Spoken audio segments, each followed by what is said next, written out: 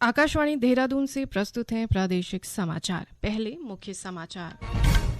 जंगलों में लगने वाली आग और वन प्रमाणीकरण विषय पर विचार विमर्श के लिए देहरादून में 2 दिवसीय कंट्री लेड इनिशिएटिव CLI कार्यक्रम शुरू।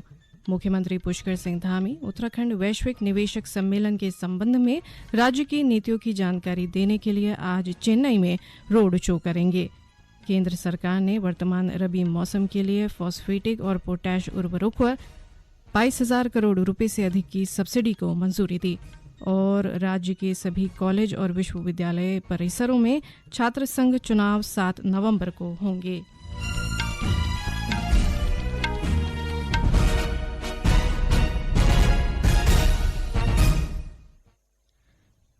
नमस्कार, समाचारों के साथ मैं व्याख्या चंदोला। अब समाचार विस्तार से।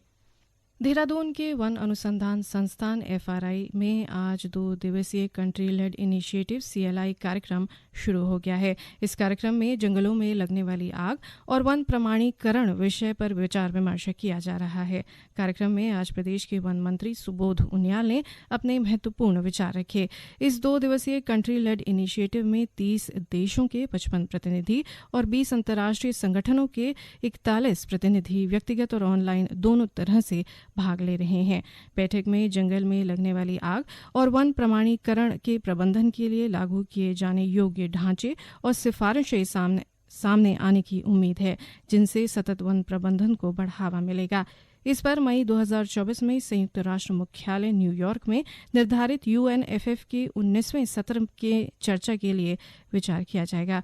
गौरतलब है कि पर्यावरण, वन और जलवायु परिवर्तन मंत्रालय द्वारा आयोजित ये कार्यक्रम United nation forum on forest का एक हिस्सा है। CLI का प्राथमिक लक्ष्य सतत वन प्रबंधन और वनों के लिए संयुक्त राष्ट्र रणनीतिक योजना के क्रियान्वयन के संबंध में United nation forum on forest की चर्चाओं में योगदान देना है। मुख्यमंत्री पुष्कर सिंह धामी चेन्नई दौरे पर हैं। वे अब से कुछ देर में वहां एक रोड शो करेंगे, जिसमें उद्योगपतियों को उत्तराखंड में निवेश के लिए दी जा रही सुविधाओं की जानकारी दी जाएगी। मुख्यमंत्री पुष्कर सिंह धामी ने कहा कि राज्य सरकार उत्तराखंड निवेशक सम्मेलन को सफल बनाने के लिए लगातार प्रयास कर रही है। उत्तराखंड सरकार लगातार लोगों से संपर्क कर रही है और संवाद के लिए हमने दिल्ली में भी इसी प्रकार का समिट का आयोजन किया था। उसके बाद लंदन में, बर्मिंघम में, इंग्लैंड में और आबू धाबी और दुबई में, और आज हम यहाँ चेन्नई में आए हैं तो यहाँ भी लोगों से मिलेंगे। कल रात को भी बहुत सारे समूह के लोगों से, उद्योग क्षेत्र में काम करने वालों से मिले हैं और सभी ने उत्तराखंड में आने की बात कही है। आज दिन में सबसे बात होगी और हमें पूरी उम्मीद है कि यहाँ का जिस प्रकार से हमारा सांस्कृतिक परिवेश है वो हमारा मिला हुआ है, उत्तराखंड और तमिलनाडु दोनों, और निश्चित रूप से व्यापारिक जो निवेश है वो तमिलनाडु से भी वहाँ आएगा। एक राष्ट्र एक चुनाव समिति की दूसरी बैठक नई दिल्ली में हुई। सरकार ने लोकसभा और राज्य विधानसभाओं के चुनाव एक साथ कराने के मुद्दे पर पूर्व राष्ट्रपति रामनाथ कोविंद की अध्यक्षता में एक उच्च स्तरीय समिति गठित की है। ये समिति संविधान के वर्तमान ढांचे और अन्य वैधानिक प्रावधानों को ध्यान में रखते हुए सिफारिशें करेगी। केंद्रीय मंत्री अमित शाह, राज्यसभा में विपक्ष के पूर्व नेता गुलाम नबी आजाद, कानून मंत्री अर्जुन राम मेघवाल और अन्य लोग बैठक में शामिल हुए। समिति को सूचित किया गया कि HLC का नाम बदलकर एक राष्ट्र एक चुनाव पर उच्च स्तरीय समिति कर दिया गया है। 6 राष्ट्रीय दलों, 33 राज्य स्तर के दलों और 7 पंजीकृत गैर मान्यता प्राप्त दलों को एक राष्ट्र एक चुनाव पर सुझाव देने के लिए पत्र भेजे गए हैं। बैठक के दौरान एक राष्ट्र एक चुनाव के लिए वेबसाइट www.onoe.gov.in का शुभारंभ किया गया। देहरादून में बिल लाओ इनाम पाओ योजना के तहत जून, जुलाई, अगस्त और सितंबर महीने के विजेताओं के लकी ड्रॉ निकाले गए। इस मौके पर शहरी विकास मंत्री डॉक्टर प्रेमचंद अग्रवाल ने कहा कि बिल लाओ इनाम पाओ योजना से अब तक कुल रजिस्टर्ड उपभोक्ताओं की संख्या 47,408 और कुल अपलोड किए गए बिलों की संख्या लगभग 2,36,000 है। इन बिलों का मूल्य 90 करोड़ रुपए से भी ज्यादा है। श्री अग्रवाल ने कहा कि ये आंकड़े दर्शाते हैं कि योजना को लेकर जनता में उत्साह है और उनके द्वारा ज्यादा से ज्यादा बिलों को अपलोड किया गया है। ये समाचार आकाशवाणी के देहरादून केंद्र से प्रसारित किए जा रहे हैं। केंद्र सरकार ने फॉस्फेटिक और पोटाश उर्वरकों को रबी मौसम 2023-24 के लिए पोषण आधारित सब्सिडी दरों को स्वीकृति दे दी है। ये इस वर्ष 1 अक्टूबर से अगले वर्ष 31 मार्च तक लागू रहेगी। मंत्रिमंडल की बैठक के बाद सूचना और प्रसारण मंत्री अनुराग सिंह ठाकुर ने कहा कि इस पर 22,300 करोड़ रुपए से अधिक खर्च होने की उम्मीद है। इससे किसानों को किफायती और उचित दामों पर उर्वरक उपलब्ध हो सकेंगे।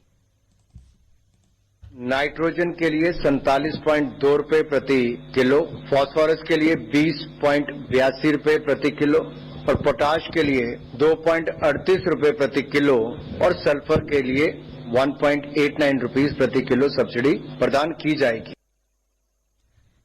आर्थिक मामलों पर मंत्रिमंडल की समिति ने उत्तराखंड के जमरानी बांध बहुउद्देश्य परियोजना को प्रधानमंत्री कृषि सिंचाई योजना त्वरित सिंचाई लाभ कार्यक्रम के अंतर्गत शामिल करने की स्वीकृति दे दी है। 2,584 करोड़ रुपए से अधिक की लागत वाली ये परियोजना वर्ष 2028 में पूरी होगी। परियोजना के लिए उत्तराखंड को 1,557 करोड़ रुपए की केंद्रीय सहायता को मंजूरी दी गई है। श्री ठाकुर ने बताया कि परियोजना का उद्देश्य उत्तराखंड के नैनीताल जिले में रामगंगा की सहायक नदी गोला पर जामरानी गांव के निकट बांध का निर्माण करना है। योग्य भूमि जो है उसको सिंचाई योजना से जोड़ने का एक बहुत बड़ा बल मिलने वाला है। 57,065 हेक्टेयर भूमि सिंचाई सुविधा प्राप्त हो जाएगी और इस योजना से लगभग 14 मेगावाट बिजली उत्पन्न होगी और उत्तराखंड के हल्द्वानी शहर वो उसके नजदीक के क्षेत्र के लगभग 43 मिलियन क्यूबिक मीटर पीने का पानी भी इससे मिलने वाला है। राज्य के सभी कॉलेज और विश्वविद्यालय परिसरों में छात्र संघ चुनाव 7 नवंबर को होंगे। उच्च शिक्षा निदेशालय की ओर से इस संबंध में घोषणा कर दी गई है। सभी कॉलेज प्रशासन को चुनाव में लिंगदोह समिति की सिफारिशों का पालन करने को कहा गया है। गौरतलब है कि प्रदेश में इस साल उच्च शिक्षा संस्थाओं में प्रवेश प्रक्रिया देरी से होने के कारण छात्र संघ चुनाव भी देरी से हो रहे हैं। हरिद्वार से कानपुर तक जाने वाली गंग नहर को करीब 18 दिन के लिए बंद कर दिया गया है। उत्तर प्रदेश सिंचाई विभाग हर साल दशहरा से दीपावली तक रख रखाव के लिए नहर को बंद करता है। विभाग ने भीमगौड़ा बैराज से नहर का पानी रोक दिया है।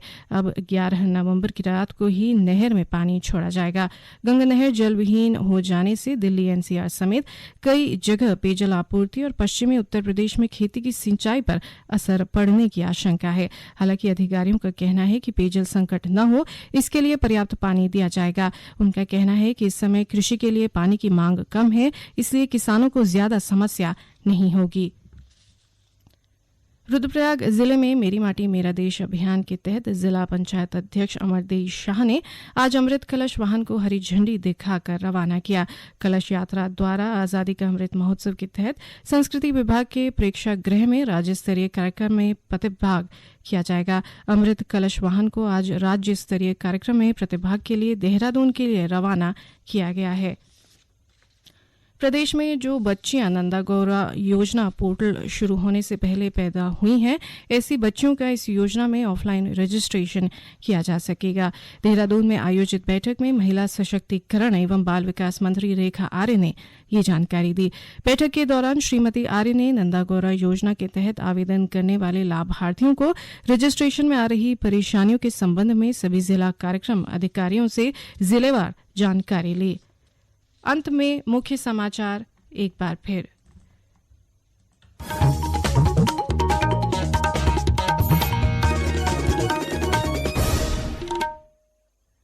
जंगलों में लगने वाली आग और वन प्रमाणीकरण विषय पर विचार विमर्श के लिए देहरादून में 2 दिवसीय कंट्री लेड इनिशिएटिव CLI कार्यक्रम शुरू।